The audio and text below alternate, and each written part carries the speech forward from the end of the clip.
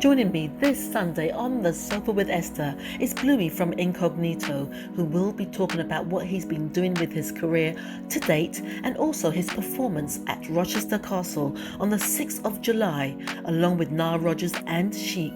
Listen for more. Every day, I'm glad to say, love is taking over. Every day, we'll find a way, keep heart and soul together. Don't you worry about a thing.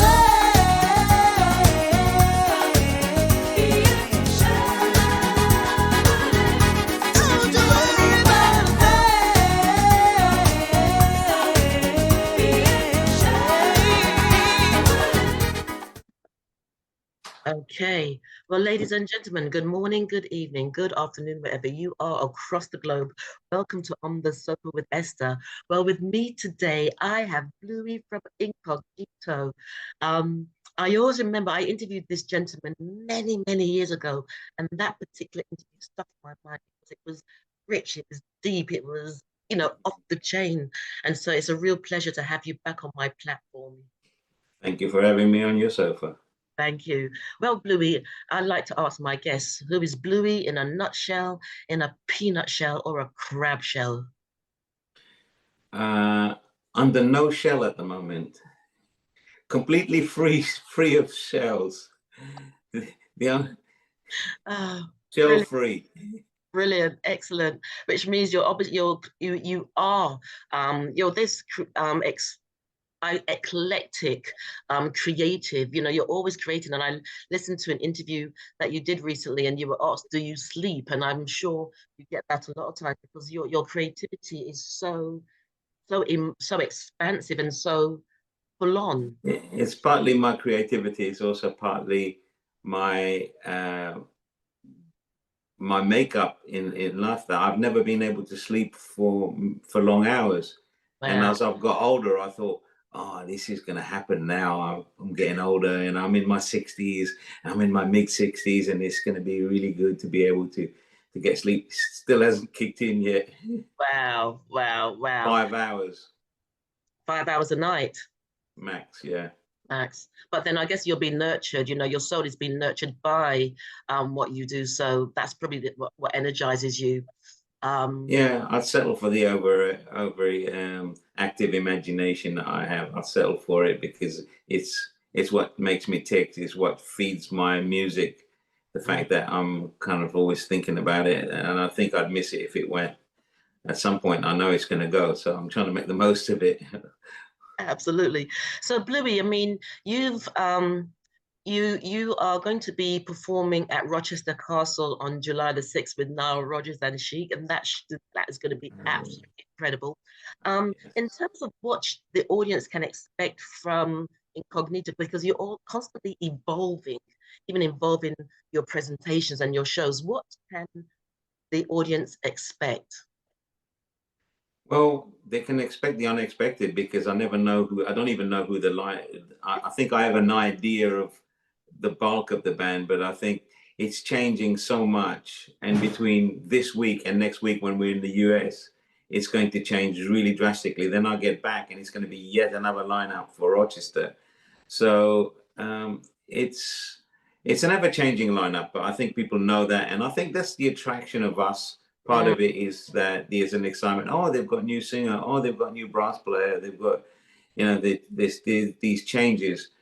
And that keeps me on my toes. But I think that keeps the audience as well interested, because no two performances is going to be the same with the changes of lineup and vocalists that we have. So the presentation is always going to be that little different. So I'd rather think of it as keeping fresh. Yeah. So. But the excitement of actually playing with Nile is always great, because Nile played a big part in the music that we make, because I had a record shop on Tottenham High Road in the UK. Yeah. And it wasn't my record shop. It was the guy who would later become Light of the World's manager. And that Light of the World was formed there above the record shop in a little space that we called our rehearsal room. So, some of the music that came in, I still remember very well, but one that sticks out would be the Chic albums when they came in. Yes. They would always be gravitated, because what people don't understand, when you look at closely at Incognito, people who know us know that we're part dance band, house music. There's kind of like a kind of basic disco vibe, but with soul and funk and jazz. That was us able to travel to New York without moving. Excellent. Because we had Chic records. I didn't get enough money to actually go to New York until the mid-'80s. So those late 70s, Chic music would come into the shop, and immediately we knew what was going on the dance floors of America, and especially New York. And New York was the thing for us. The other coast was a little bit, has always been a little bit more laid back and smooth. We're a more edgy kind of New York. We're like a New York sound.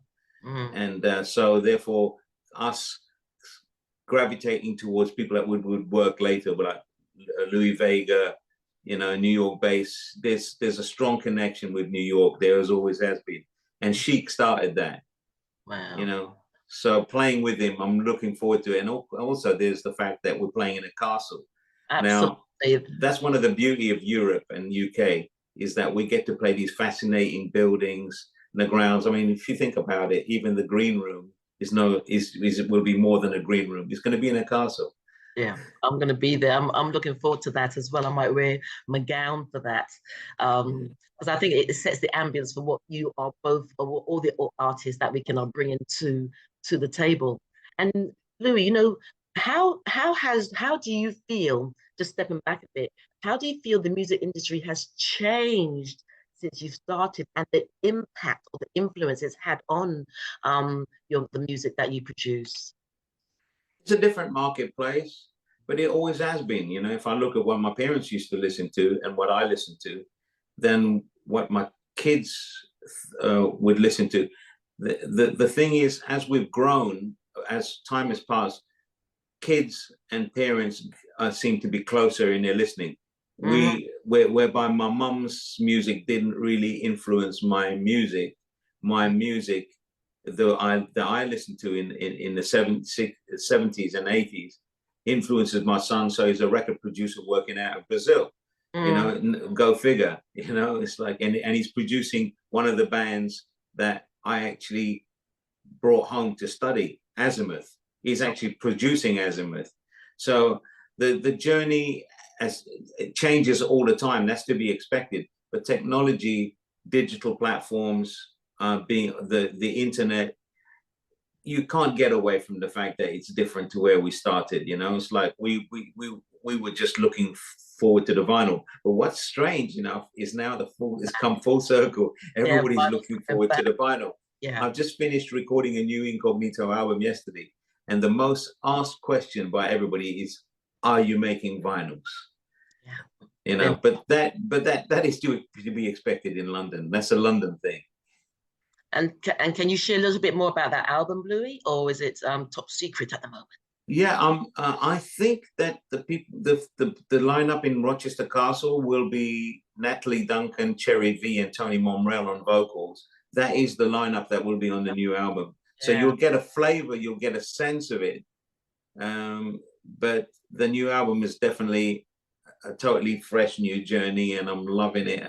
When we finished the last track, we finished the last mix last night, I felt a very uplifting vibe that sometimes when you just finished an album, there's a slight confusion, there's a little stirring. I should have done this, I should have done that. Not with this record. And can you just give us a little inkling about the content of it, or the theme of the album? Like most Incognito albums, it's varied. It's got the dance tracks, it's got the laid back soulful tracks, it's got the more kind of experimental tracks. It's also got that celebration of people that like Roy Ayers and Ronnie Laws that I've grown up with. It's in there. But what's fresh sounding about this record for me is the way we've approached presenting it and mixing it. It's really, I really like the sound of it. you know, and sometimes you finish an album and you think, oh, actually, I wish I'd gone to this studio to record that. I wish I'd done this. But I spent the last 3 years, 4 years now, making my studio the place where we were going to complete the record. Excellent. And the journey has been the regular journey, a bit of this, a bit of that. So it's recorded. It started off in Japan last December. We went straight to Thailand to go and track lay. So we spent like the best part of a month in Thailand. Came home, started worked with this a little part of the recordings that have gone from the coast to London. We've got a little bit of Amsterdam in there. Wow. And you know, and there's a few flavors, but it feels fresh to me. That's the only way. I could never diagnose and break down an Incognito album because I'm too close to it. It's reflecting of the stuff, you know. Sure, there is going to be moments where I'm listening to, I'm encouraging my drummer to break free and play more and also retain that Motown feel without sounding like Motown, because I'm also listening whilst it's happening. Anderson .Paak and Silk Sonic are having a hit whilst we're working, you know. So that when music of that high grade, sometimes when you go in the studio and suddenly D'Angelo puts out an album, that can really rock your head, you know. You know, in this time around, it was Anderson .Paak and Silk Sonic put out some beautiful music while I was preparing for this album. So it's not that it's influenced by them, but it's made me pay attention to the sonic, to the sonic quality and the way that we're presenting the songs. But the songs are very much, especially on this record, I've encouraged the young people coming into the band to co-write, to take part and be a part of it and be at the center of it, so that there is a freshness to it without me realizing it, but me knowing that it's in my old wise way, is that this will happen if you open the doors. So many times on this album, it was just a question of opening the doors. Excellent. But you've always had that sort of wise head on you, and that was what grabbed me when I interviewed you. You know, that sort of wise head that went into this, like you said, that this world of imagination, which is absolutely huge and limitless. And when I remember walking away from you the last time, and I was like, "Wow, I'm a superhero now." And so even after this, I'm going to put on my cape. And I have a cape, Bluey. You know, everybody knows I've got a cape. It's red and gold. Yeah, great. I look forward to hearing it. I might wear it to Rochester Castle when I see you. Great. And you know, you've worked with some incredible people over the years. You've had some incredible people perform with yourselves as well.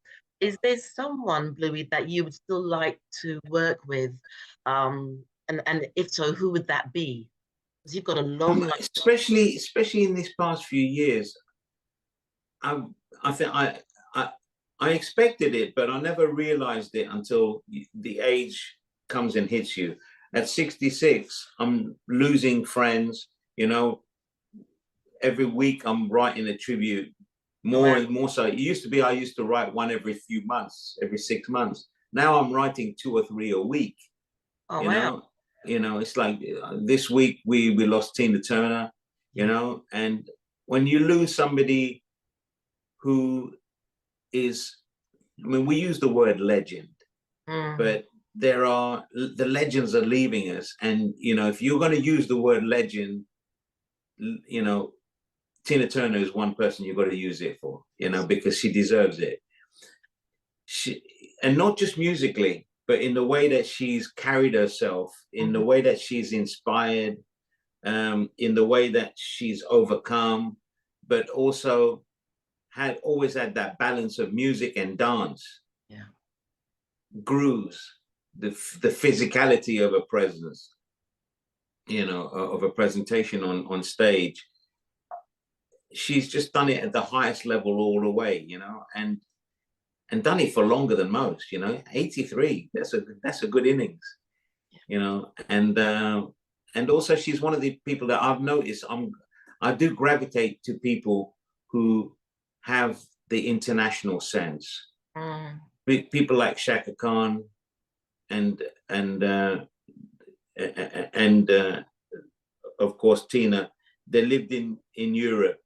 You know, I remember, you know, getting together with Jocelyn Brown, and she had an edge because she's lived in the UK. There is that international awareness, Yes. and this readiness to experiment and work with people from different places. When you're stuck in America, sometimes you tend to kind of be a one-trick pony, repeating yourselves over and over again, because the production will only allow you to work with this producer, or if you're doing R&B, it's got to be done this way. If you're doing jazz, it's got to be smooth. Whereby in the UK and in Europe, you can afford to be more experimental and work with people who have a different sense of direction, and it will become your direction. And I've always felt that way, and Tina definitely had that in her story. You know, she lived in Switzerland till the end of her life, and what a life. We celebrate. She was incredible, like you said, on so many levels, and like what stuck out for me with her is her grace. She had this grace about her. Grace, indeed. And to be able to span career over so many decades. I mean, I'm everybody knows this. I'm a 70s guy, you know.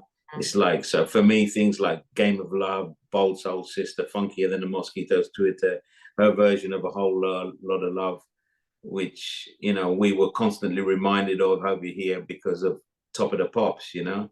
It's like, but yet, you know, it wasn't even Led Zeppelin's version that I gravitated to. It was Tina Turner's version, you know. So as a bit of a kind of music collector's head, lost somebody who has who I've had the pleasure of, whose music, as she made music that I was able to play at different times to suit my mood, you know. I mean, she was great at making pop songs in the end, you know, towards the end of the second half of her career. And I love them, and I love to see her doing so well. But I had that 70s period for me. It's like, it's like people like Tina Turner, Stevie Wonder, Marvin Gaye. They all made the music that gave me a solid ground, influence, production style, a warmth of playing music that could be repeated over and over again. And in a story as well, isn't it? There was a story in the message as well. Yeah. Absolutely. Well, Bluey, sort of winding down, because, like, you know, I can talk to you for ages because there's just so much engaging things. But in winding down, what else? And I know it might be a silly question, but what else can we expect from Incognito in 2023? No, briefly, the pandemic, and I know it was 2 years ago, but how did that sort of evolve you or impact you, or influence you or inspire you? It made me work harder than I've ever worked. It gave me more releases than I've ever released. I released a new band called Strata, STR40A, rather than STR80A. Strata with Giles Peterson, which actually outdid Incognito in this period. Oh, wow. Because it was a totally fresh audience, you know. It was like Grand Theft Auto. It was all kinds of things were coming at me, because all I did was go on a journey back to where I started. With Strata, I went and made music that I did when I was in a Brit funk band. Nice. I said, let me just do something which has an innocence that I remember. And I allowed myself, because as you grow older with something like Incognito, there's a sophistication that comes with it. There is knowledge which you never had prior. But with Strata, it's like, go back to the basics and keep it basic all the way. And the audience that grabbed it, our first show in Barcelona was just off the chain. And it's like, in the audience was like no one over the age of 30. Where with Incognito, I've got people who were already in their 30s and 40s when I put out my first album in 1979, when we made our first recording.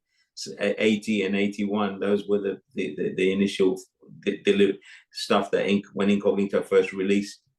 And many people were already, you know, they had their families and children, and it will get, you know, people come into the back end of their club life, you know. And so when we play a concert anywhere in the world, especially in the UK, they're there and they still want to boogie down. And I'm like, wow, you guys, like 44 years later, you know, and you already had 30, between 20 and 30 years to put ahead of the story.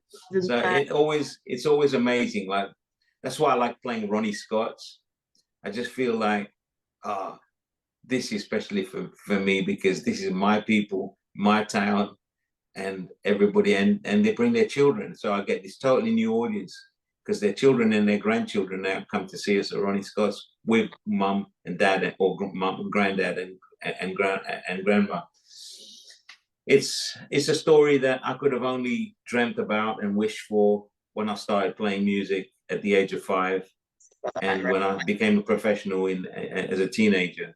So suddenly to be able to find to realize my dreams every day is a very special thing. Excellent. And what was coming to me, I am writing this down, when you talked about, you know, people bringing their parents and their children. It's about unity, because we've lost so much of that. And you know what your Incognito stands for is that unity and bringing together. Well, if the pandemic taught us anything at all, is that the family unit and the bond that we have, that sometimes we allow work or our journeys to break down, you know, or not to have so much opportunities together of actually nurturing it, because we'd like to nurture it. But you know, I often say to my first 3 kids, I'm really sorry.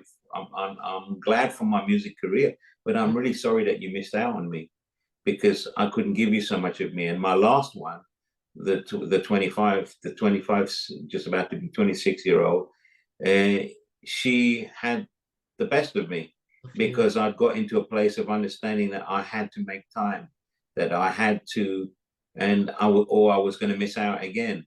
And I actually did it in a way. And of course, there is the fact that I could afford it, compared to the first 3 was just scrambling to make a living and to be able to kind of provide.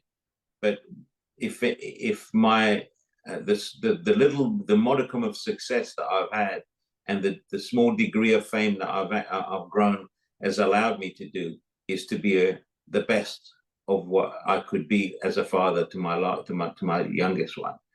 Excellent. Excellent.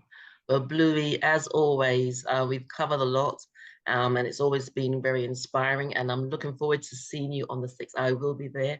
And ladies and gents, I'm talking to Bluey from Incognito, and he will be performing on the 6th of July at Rochester Castle, Nile Rodgers. So take a look at your tickets, and I'm going to see you there. Thank you so much. Bring your sofa. And my cape. Don't forget the cape. Don't forget the cape. All right, bless you, and I'll see you soon. Thank you so much for your time. Thank you. Thank you for the love and for the understanding of the journey that I've been on, and for sharing these times with me. Oh, always peace. Day by day and night by night, I feel you in my mind. It happens all the time, yeah. You know my daydream stops, my heart beats on. I can't take it anymore. It's you I live for. Oh baby, you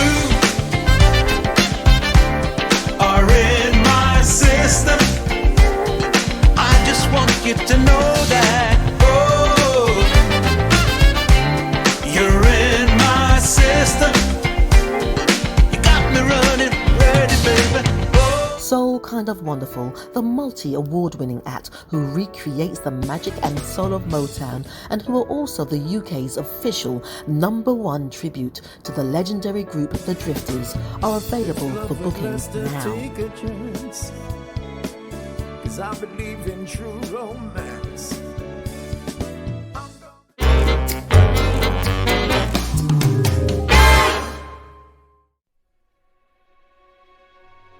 Oh, wasn't that wonderful? That was fantastic music. Hello, happiness. So you win again. Feel that good music, Yeah, that sweet soul music. yeah, yeah. As long as it's True, so get ready, get ready. See right. For you to me on everything, the sweetest song that I could sing. Saturday night at the movies. Wait, I can't help myself.